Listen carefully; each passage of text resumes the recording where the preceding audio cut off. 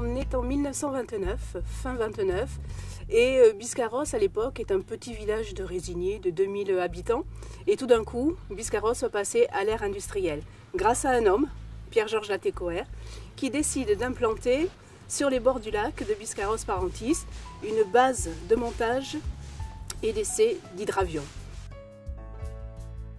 À la fin des années 30, on va se retrouver en plein âge d'or de l'hydraviation. Pierre-Georges Latécoère, sur ce site, va monter les plus gros hydravions au monde qui vont concurrencer les paquebots transatlantiques de l'époque. Et donc d'ici, ces hydravions vont partir vers des destinations de rêve, Biscarrosse-New York, imaginez, et Biscarrosse-les Antilles. Alors cette histoire, il fallait bien évidemment la raconter, la faire perdurer. Donc le musée de l'hydraviation retrace non seulement l'histoire locale, mais également l'histoire de l'hydraviation des origines 1910 jusqu'à nos jours, et ce dans le monde entier. Ah ça, c'est une belle pièce. Moteur du Canadair. L'hydraviation, c'est moins commercial, si vous voulez, que l'aviation terrestre.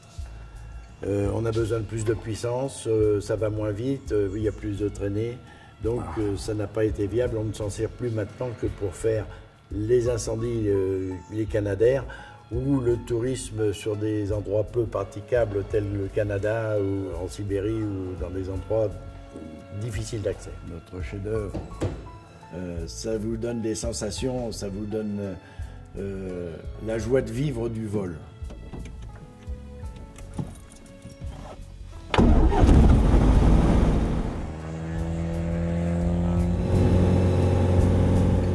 Le lac de Biscarrosse, un site magnifique. Vous voyez aujourd'hui, l'eau est calme, les pins, du vent et des oiseaux. Voilà, donc venez voler, venez profiter et bénéficier de ces moments magiques en hydravion.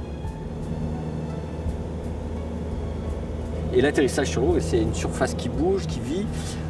Donc il faut savoir lire les vagues, il faut savoir travailler et puis venir se poser sur l'eau, glisser, poser délicatement, comme le font les cygnes, comme le font les canards, cette aéronef sur l'eau. Voilà, donc c'est vraiment quelque chose de très sympa.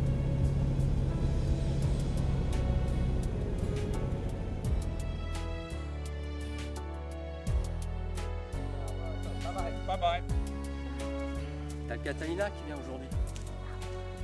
C'est vrai que Biscarrosse reste la capitale de l'hydraviation et on accueille aujourd'hui une machine exceptionnelle qui est l'ancêtre du Canadair.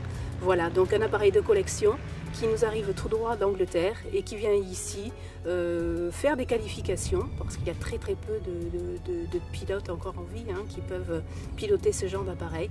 Donc qualification, et là encore c'est Biscarrosse et son plan d'eau qui ont été choisis.